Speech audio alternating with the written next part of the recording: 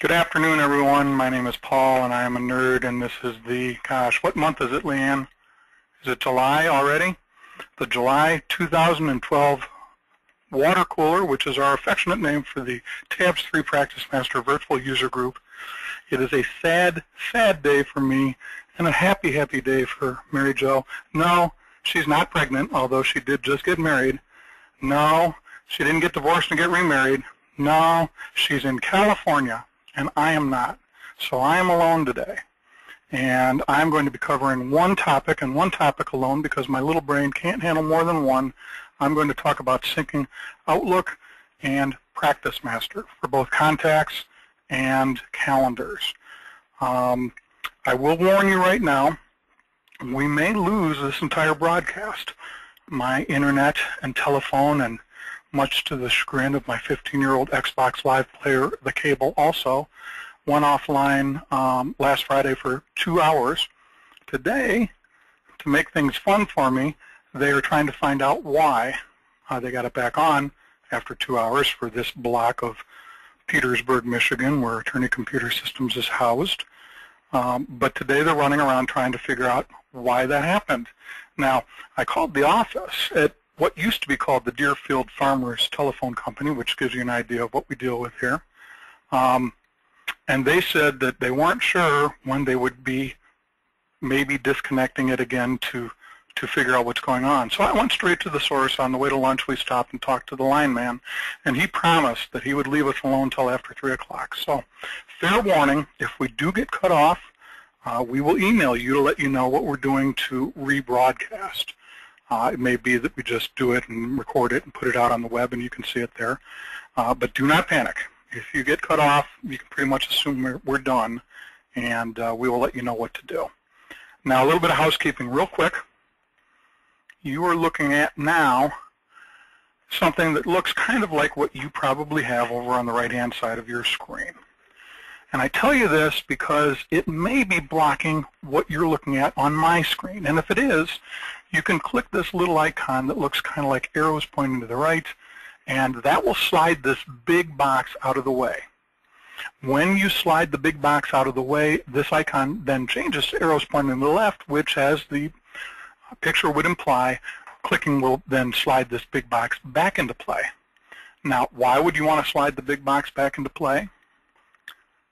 If you are feeling a little bit shy, but you do have a question, you can type it right here. Leanne, our humble moderator, will see it. She will interrupt me at an appropriate time, and she will ask your question for you. If you have follow-up questions, just keep typing them here till you get everything answered. Leanne will make sure you get taken care of. If you are not feeling shy and would rather ask your question in person, you can click this button that looks like a hand with an arrow in front of it pointing upwards, which means, wait for it, raising your hand. Leanne will, once the time is appropriate, let you know that she's going to unmute you so you can ask your question. She will unmute you, let you ask your question. We'll make sure you get it answered, and then we'll mute you back up so you can go on eating lunch. So without any further ado, I'm going to talk about synchronizing.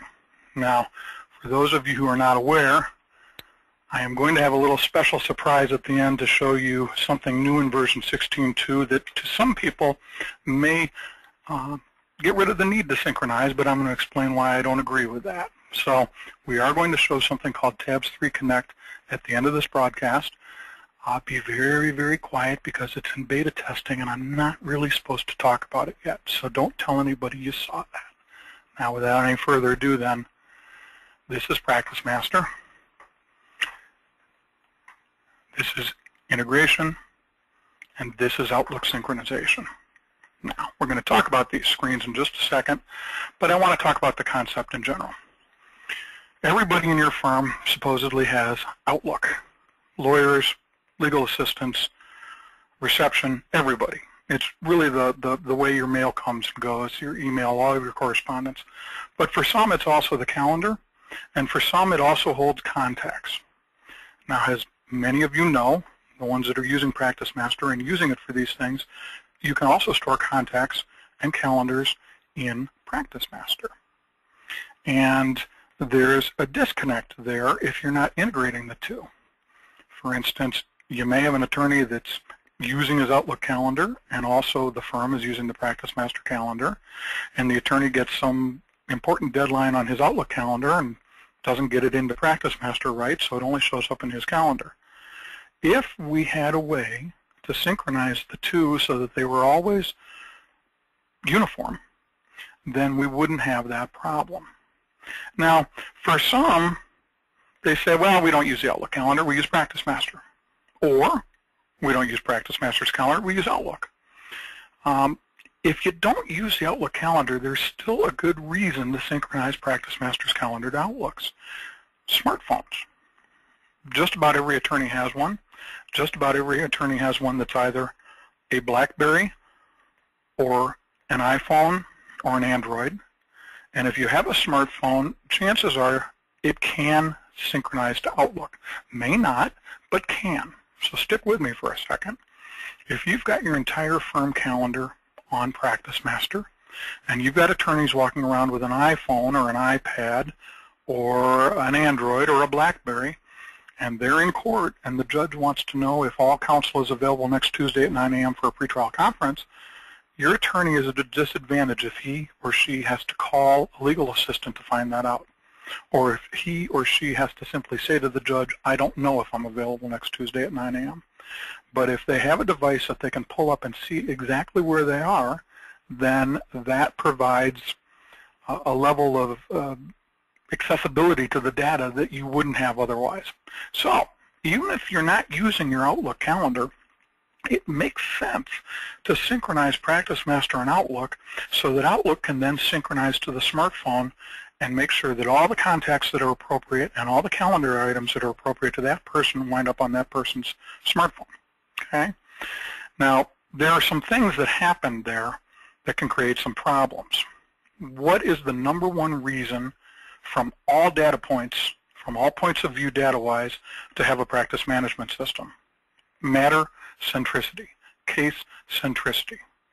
If you're using PracticeMaster, you know that being able to pull up a case or a matter and see all the people that are tied to that file, all the calendar items that are tied to that file, all the details like the date of the accident, the cause number, the court number, whatever, everything that's specific to that file, documents, emails, that's matter centricity. So stick with me for a second here. You've got PracticeMaster and Outlook synced up properly. Maybe you don't, but we'll pretend you do. Your PracticeMaster calendar items are syncing to Outlook so that when Bob goes to court, because his iPhone is also synced to his Outlook, he's got his calendar in front of him. The judge says, is everyone available next Tuesday at 9 o'clock for a pretrial? Bob pulls out his smartphone, his iPhone, and says, yes, I am.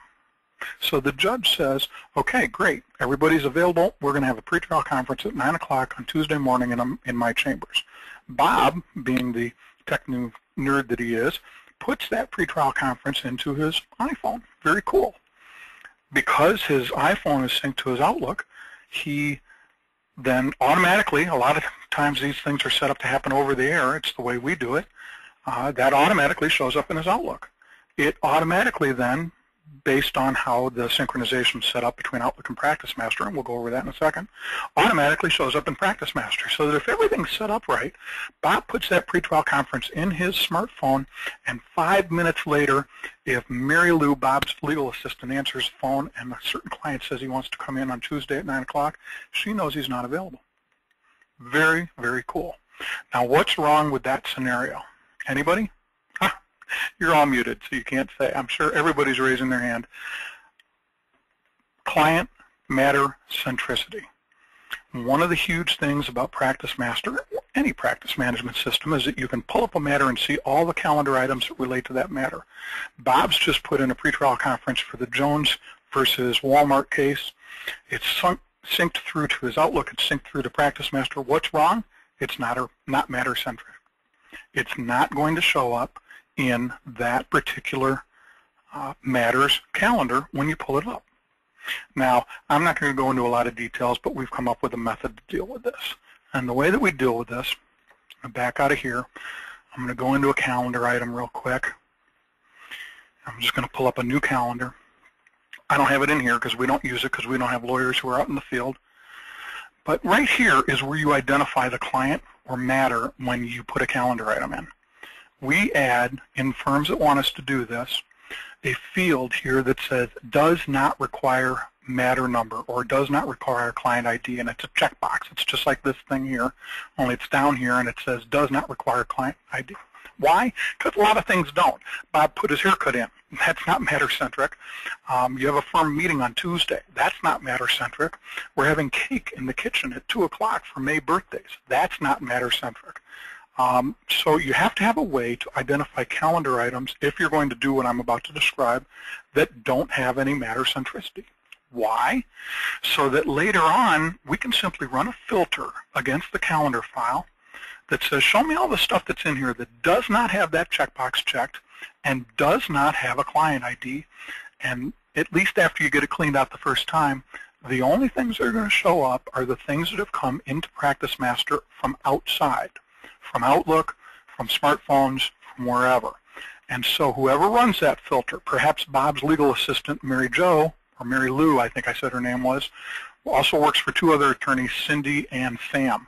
She would run a filter that would show her all the non-matter-centric items for Cindy and Sam and Bob, and she would run that filter every day, every 2 days, every week. I don't care how often, but when she does, it's going to pop up only the items that have come in from the outside world, usually from Bob's smartphone, from Sam's smartphone, from that sort of a source, and she's going to very quickly run through them and assign the client that belongs to them to those calendar items.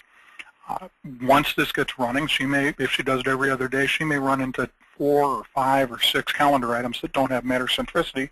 So get them fixed. Some of them she'll just look at it and say, oh, that's the Jones case. Some she may have to go in and say, oh, is this for whatever? And the attorney will say, no, it's for that, and she'll fix it. Sometimes she'll know immediately to check that box because she has to have she knows that the firm meeting, she knows that Bob's haircut, she knows that this is not a matter-centric item. She can just check the box. So that's one of the things that's going to come up in syncing calendars with PracticeMaster. Things that come in from the outside world, from a non-PracticeMaster environment, are not going to be case-centric, and that can be a problem if your firm is relying on case or matter centricity among the calendar items. Now, another area that items can come from is meeting invites. This is another reason that we think it's very important to synchronize calendars between Outlook and PracticeMaster. I don't know an attorney that has never gotten a meeting invite. Some firms use them internally, but a lot of people will get meeting invites through Outlook in email from their clients, from other attorneys, from other people at other legal associations that they work with, whoever it may be. When you get a meeting invite in Outlook, it will automatically put that meeting on your calendar in Outlook.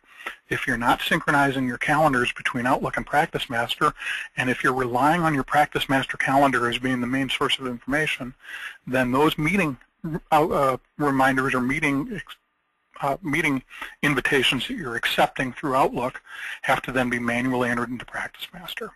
So there are a lot of good reasons to have the calendar synced up. Let's talk about contacts. Contacts, people say, I don't want contacts synced with my smartphone. I don't have that much room. We've got 15,000 contacts in PracticeMaster, especially now in version 16, where every client and every client contact goes into the contact file. I have clients that have, a couple of clients that have 20, 25, and 30,000 contacts in their contact file. Well, that's not the way syncing of contacts works in PracticeMaster. If we pull up a contact, like Dawn Paroli, we have the ability to say, first off, whether they sync or not. But we don't even use this. When we set somebody up, we leave that blank, because down here you have the ability to say, who should this contact sync with in Outlook? So if I put in P. Purdue, which is me, that means that when I do a sync, when my contacts sync between Outlook and PracticeMaster, it is important for Paul Purdue that Dawn Paroli show up in his contacts. But that contact is not going to go to Mary Jo's contacts in her Outlook and therefore into her smartphone. It's not going to go to Leanne's. It's not going to go to anybody else's in the organization, just Paul Purdue. If Mary Jo was also supposed to get that contact, then we'd make sure that the user group field had both Mary Jo and Paul checked as people that should be going to. Okay? So even though you have 30,000 contacts in your system, if you're doing this right, you're only identifying the 200 or 300 or 400 that you want in your Outlook and therefore carried through to your smartphone. Those are the only ones that are going to have your username in here. So it's not a matter of synchronizing everything to your smartphone and having it blow up because it's got 30,000 contacts in it. But it's a beautiful thing to have, so that when you're out in the field and you're in court and you need to call the opposing attorney on this case for whatever reason, or you're getting a call and you don't know who it is, but if you've got their contact information synced from PracticeMaster, it will pull up their name instead of their number on your smartphone. These are good, valid reasons to have this happening. Another is that if you're out in the field, you're in court and you're talking to the opposing attorney, and he says, by the way, my direct dial phone number changed. It's this now.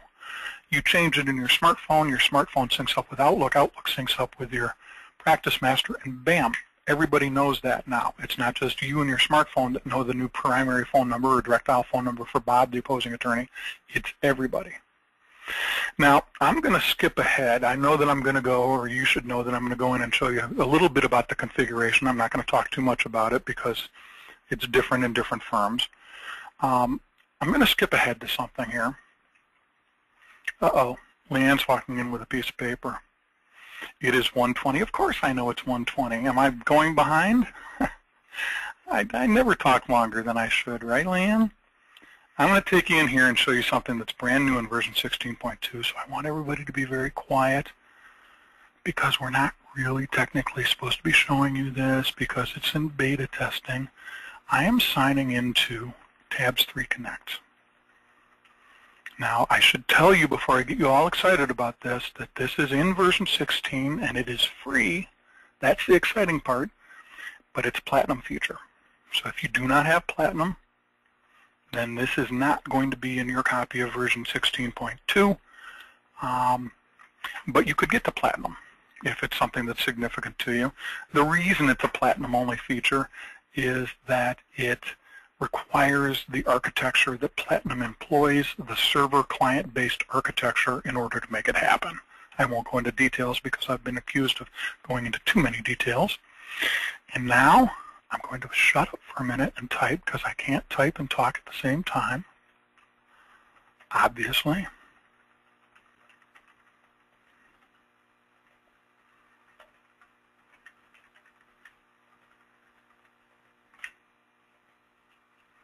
There we go.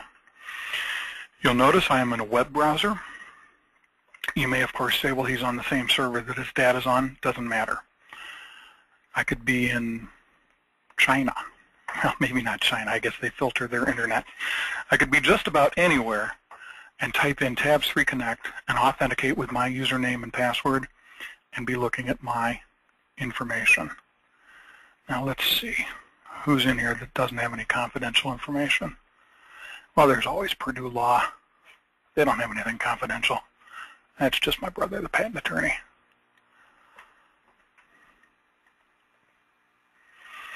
In the Matter Manager, we're going to see the contacts or whatever it is that we've selected, just like we have in the Matter Manager in PracticeMaster. I know everybody's out there going, ooh, wow. If you click an email address or contact and then an email address, it opens up your native email program. On an iPad, it opens up iPad email. If you're on an iPhone and you click a phone number, it dials the phone for you. I know what you're thinking. How could this possibly look anything readable on an iPhone? Because there's a separate version for the iPhone, or should I say for a phone-type browser. It will recognize that you're on a phone and it will give you a compressed view sort of layout. This is what a phone would look like, which looks great on the phone, but if you look at it on an iPad, it looks all out of bounds, so you change back to the iPad version of the site, and then it looks normal. Very cool, huh? Now, just very briefly, I don't want to get into too much detail. We have contacts and we have calendar. Here's my calendar. Here's my contacts. These are all the contacts in the firm, if I go here. These are all the calendar items for everybody, not just P. Purdue. I could look at Mary Jo's calendar too. And by doing so, I could tell that she's on vacation all week. Okay? I could go to next week and see mine and Mary Jo's calendar side by side. She's in Detroit. Oh, it's her anniversary. She's been here 4 or 5 years. I can't remember which. Which is it, Leanne? I think it's 5. Yeah, maybe she'll get like a plastic Mickey Mouse watch or something. So not only with the, and this is what I'm getting at, because in a minute you'll find that we're going to show much more of this next time. As long as nobody tells STI I'm doing this. Here's what I'm getting at. You have access in the new Tabs3 Connect if you're on a Platinum platform, which of course is a very valid consideration because not everyone is, to all this information. What do I mean? When I synchronize my calendar with PracticeMaster and Outlook and therefore my smartphone, I'm just syncing mine. I'm not able to see what Mary Jo's doing next Tuesday at 9 o'clock when the judge asks me. I'm only able to see mine. But with Tabs3 Connect and the way that it's set up, I can see whoever's calendar I want. And when I go into contacts on my phone, I'm looking at the 3 or 4 or 200 that I have identified as contacts that are important to me and therefore that are syncing through to my phone. Here, I'm seeing them all. Now, go ahead, ask the question that you're all asking. Oh, that's right, you're all muted. Why would I want to sync Outlook and PracticeMaster if I have this? Several reasons. There are a lot of courthouses that block internet. There are a lot of places where you cannot get an internet connection on a cellular device. I do a lot of traveling. I cannot look at this on whatever it is that runs around Fort Wayne when I'm headed down to Indiana, or into Indianapolis. I cannot look at this when I'm in Wauseon eating dinner on Thursday night. I cannot look at this at a lot of different places. Don't get me wrong. I ran out and bought an iPad the day I found out we were going to start doing dealer-based beta testing of this, and it has literally transformed my life. But there are a lot of times when I don't have that level of access and I still need to find somebody's phone number, or I still need to know what I'm doing next Tuesday at 9 o'clock, or I still need to be able to enter an appointment into my iPhone and have it show up back in my PracticeMaster. And I don't have this access to Tabs3 Connect simply because of a lack of internet connectivity. There are a lot of places that won't let you pull out an internet-enabled device and use it. There are still a lot of obstacles. Even when I'm at Purdue Law offices, where I'm the chief nerd and where my brothers have all the passwords, I still have trouble connecting to their wireless just because we don't quite know how it's set up. Somebody else set it up. When I'm at some of my clients, it's easier for me to pull out my iPhone or my iPad where these things are synchronized on a local level using this synchronization we're talking about now, not using Tabs3 Connect, than it is to try and connect to the client's wireless and get to it that way. So there are a lot of reasons from a connectivity standpoint to still be synchronizing your contacts and your calendar to your device. Another is the one that I mentioned. You're not, when you're using Tabs3 Connect, you may have access to all 30,000 contacts in your firm, which is very, very cool. But that doesn't mean that when the phone rings, it's going to know who's calling, because those contacts are in Tabs3 Connect. They are not in your phone's native contact list. So when Bob, the opposing attorney on the Smith versus Walmart stores case, calls you, you're not going to know who it is because you're not syncing that contact directly with your phone. Another reason, we discussed meeting invitations. There are those things that people send you and you hit accept in the email and it automatically puts the calendar item in your calendar and then it confirms it when everybody accepts. Those are all things that cannot happen without this synchronization going on. Leanne is hovering in my doorway, probably because it's 1:26 now. Do you have any questions, Leanne? I do, but they're not related to the Tabs3 Connect. Okay. So I just wanted to make sure you were done. I am done with Tabs3 Connect, And I'm going to go back in here, and before Leanne asks the questions that you might have, I am going to show you very quickly how we set up this. I will warn you, do not attempt this if you don't understand it.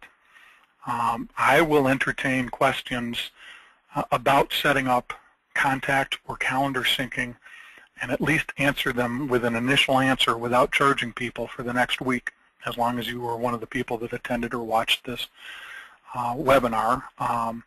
Just email me, paul.purdue@attorneycomputersystems.com. We hope you know how to spell attorney and computer and systems, and Purdue is like the school, not the chicken. So paul.purdue@attorneycomputersystems.com. So with that said, and with a grain of salt, we're going to go into integration and Outlook Sync, and we're going to show you that this is where we set this up.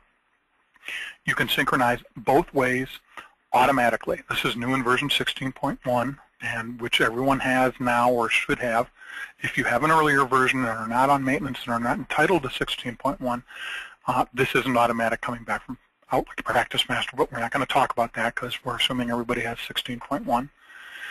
You don't really want to do manual. You want it to be automatic. You want, when you add something to PracticeMaster, for it automatically to go into your Outlook, and when you add something to Outlook or change it, you want it to automatically synchronize back to PracticeMaster. You need to tell it what folder you want to synchronize in. We'll see how quickly this comes up. There we go. It takes a while the first time, but I kind of primed the pump. So we're synchronizing calendars, and we want to synchronize with the calendar. Some people have more than one contact file in Outlook. Some people may have more than one calendar that they have maintained in Outlook. You have to select one to synchronize to. You can't synchronize to multiple calendars, and you cannot synchronize to multiple contact lists. You can choose also to synchronize tasks, and if you do so, you need to also select the folder there. I'm going to uncheck that. And you do have the option to say include tasks with no due date and include completed tasks. I recommend complete synchronization. Don't leave out certain things just to save, I don't know what. Always synchronize everything. Now, the one thing that I used to tell people, synchronize all dates. We have some clients with lots of stuff, and there's certain things that can cause problems. Recurring events have to be created in PracticeMaster. Multi-day events have to be created in PracticeMaster in order to synchronize right. We have some firms where people don't listen to that advice, and they create recurring or multiple day events in Outlook, and they create errors, not errors that stop anything from happening, but errors and warnings. So we have switched to recommending past 2 weeks, future 20 years. That means you're always synchronized on an outgoing basis, on an ongoing basis, on a future basis, and that you're always synchronizing anything that you may have changed, that occurred in the past, as long as it was in the last 2 weeks. That just cuts down on a lot of the flow of traffic for the synchronization to happen, makes it happen faster. Not going to go into a lot of details there, but I recommend instead of all dates that you select a range of 2 weeks back, 20 years forward. Some attorneys feel more comfortable with 30 or 40 years forward. I don't care, because we're not really worried about the forward stuff. It's the multitudes of past stuff that if it's wasn't done right and people didn't fix it because it was in the past, like recurring events that were created in Outlook instead of PracticeMaster that can create warnings. I have one client where one person has about 2,000 warnings from all the recurring events from the past, one person alone. So when we set this off to be 2 weeks in the past, 20 years in the future for her, it eliminated 2,000 synchronization warnings from happening every hour, which is just a throughput sort of thing. You also, it doesn't like I'm going to turn off my sync. This is a system that isn't syncing, so I'm not set up quite right on the folder, and I'm not going to go into detail on making that right. I'm just here to show you kind of how to do this. You also have the ability to do PracticeMaster to Outlook and Outlook to PracticeMaster for contacts. And as I said, if you do this right, it's only going to synchronize the ones that user group U is selected. I'm P. Purdue. Only the P. Purdues are syncing because of this right here. Sync contacts assigned to these users. And I tell it exclude contacts with no users defined. In other words, if there's nobody here and I'm not here, then don't sync them. That way we don't have to worry about these always being set to do not sync if we don't want it to sync. Basically, we leave this alone. We leave this alone unless we want it, and then it's the only time you're ever going to get somebody is if you put your username in that particular record. You can say only sync certain categories. You can say exclude those categories. Of course, you have to select the folder, and we recommend a custom filter, and I'm just going to very quickly explain it. I'm not going to create it. Let me backtrack for just a second. I'm going to go into Outlook. I'm going to pull up a contact. I don't know even if in this test version of Outlook if I have any contacts, so bear with me. Nope, I don't, so I'm going to create a new one. There is this thing here called private. You can create a private calendar item, and you can create a private contact. Okay? Some people have contacts on Outlook that say something like credit cards and then lists all their credit card numbers. That would be something you'd want to mark private in Outlook. Okay? Sometimes people have numbers and addresses in Outlook that they just don't want in PracticeMaster. Some people don't care if Aunt Millie's phone number is in PracticeMaster. Other people do. You want to mark these private.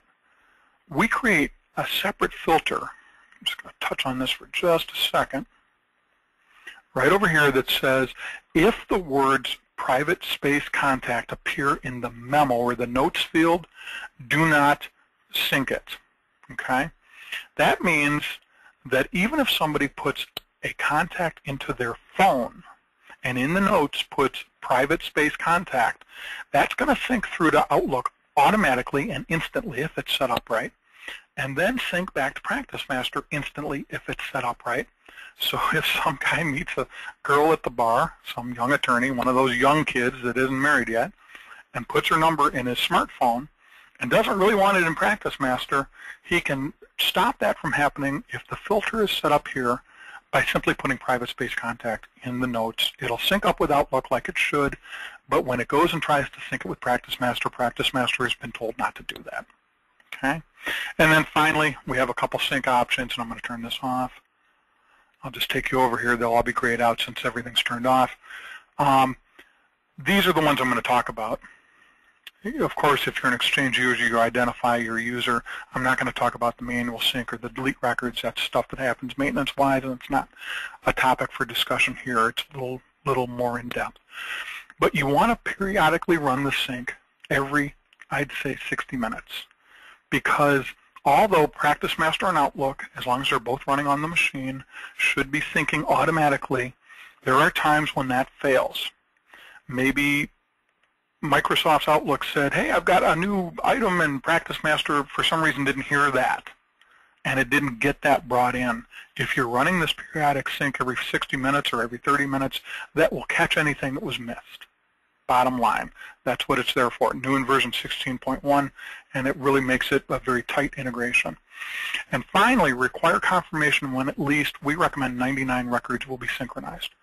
If you have it confirm every time one record is going to be synchronized, that means there's nothing automatic happening. Every time you change something, it's going to pop up something and turn off your sync and say, hey, you have to go in and confirm that you really want to do this, and that's not right. But if you do something wrong by mistake and it all of a sudden wants to delete all 2,752 calendar items, setting this to 99 will stop that from happening. If it's going to try and change more than 99 records at one time, this will stop that from happening. Or in this instance, it says 25. And so if we're going to try and change more than 25, that would stop that from happening. Now, that's a very quick view of these three screens that control how you synchronize Outlook and PracticeMaster. I don't expect anyone to be an expert on this after having listened to me talk about this. But what we tried to do here today was give you a general understanding of what can sync and how, why you want to sync, why you will want to sync even if you have Tabs3 Connect, and then how to set it up.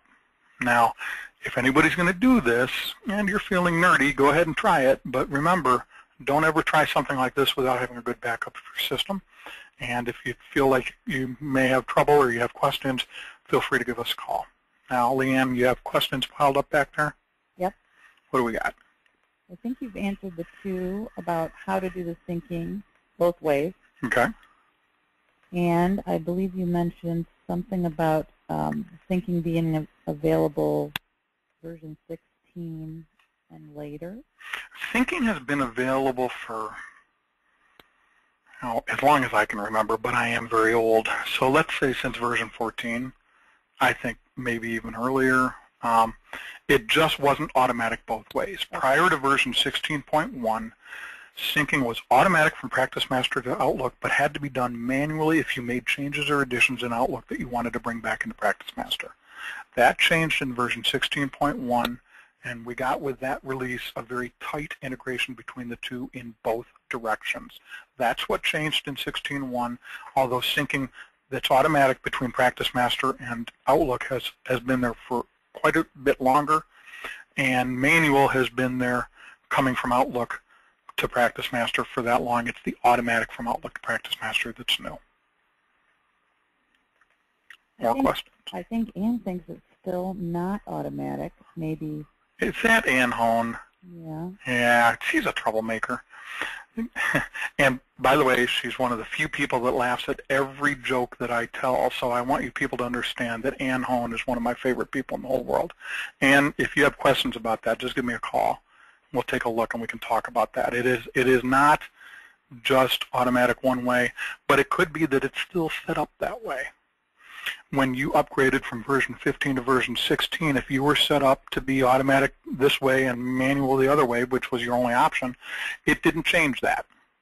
You would have had to have gone in and changed your options. And here's why, and we gave people this warning when we were talking to them about the upgrade to 16. Hopefully there's no lawyers who will be offended by this, but lawyers like to play with things when they shouldn't, and they like new stuff. And they like to have this synchronicity between the two things. So you get a lawyer in there that looks and says, oh, look, it's automatic both ways now, and checks that box.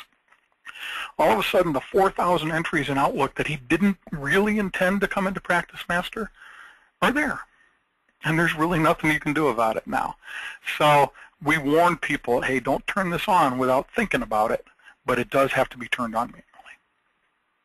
More questions, Leanne? There's one last question. I don't know if you have time to answer it. It has to do with a portion of syncing Outlook to PracticeMaster regarding saving emails to PracticeMaster by hitting Journal. Oh, okay. That's a totally different topic.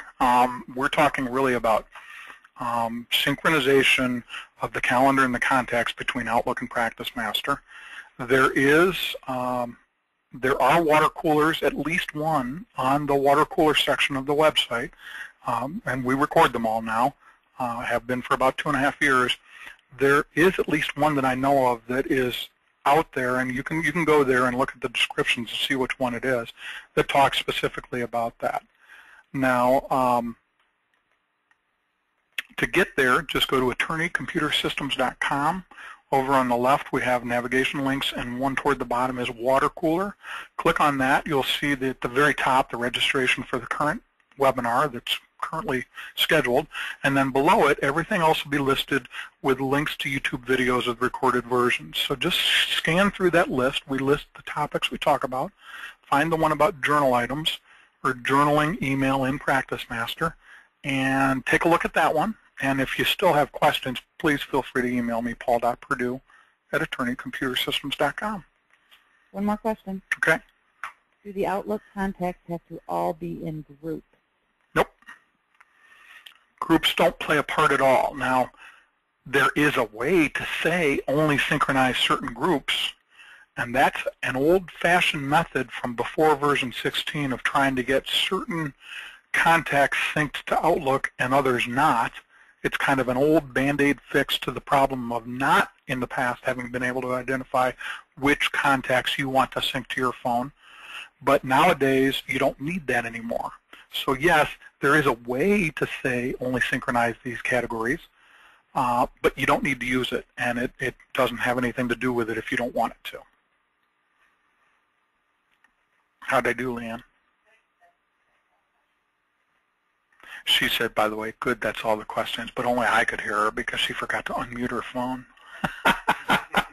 Okay. Good, that's all the questions. Oh, thank you, Leanne. Okay, next month we are going to talk about version 16.1.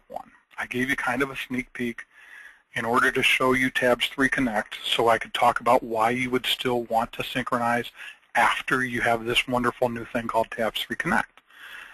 There are a couple other things in there. I won't go into great detail. There is an AR report by working timekeeper. I know that at least 2 people are going, yay. If you're familiar with this, there's always been a checkbox for working timekeeper on the AR report tabs, but it's grayed out. And that's really only there because they were reusing a tab from certain other reports that did allow working timekeeper segregation, if you will. So we now have what people have been wanting simply because they saw that grayed out box for so many years, which is a working timekeeper AR report. Again, I hate to say it, but it's a platinum only feature, and the reason is it is such an intense report to run that without the report accelerators it would bog your machine down to a point of not being able to run because of all the data that it's got to look at and analyze and pull in through queries and the way that it has to do it. But there are other features too in version 16.2, sorry, that we'll be going over. Remember, don't tell anybody because I'm not sure that even by the time we have the next water cooler that we'll be allowed to talk about it. But if that's the case, we'll just temporarily exclude the people at STI from mailings that go out talking about the topics. But you didn't hear that from me, and hopefully they won't be listening to the recorded version of the webinar, which will be available sometime over the next couple days on our website.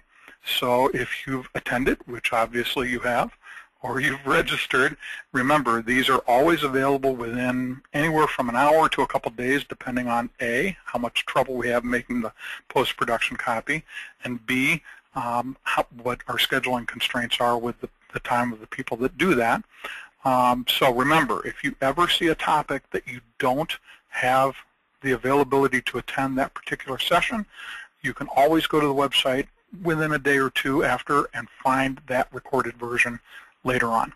So everybody have a good rest of the day and rest of July and early, gosh, is it already August? One more month and my kids will be going back to school and leaving me alone in my home office. Everybody have a good rest of the month, and we'll see you again in another month. Thanks.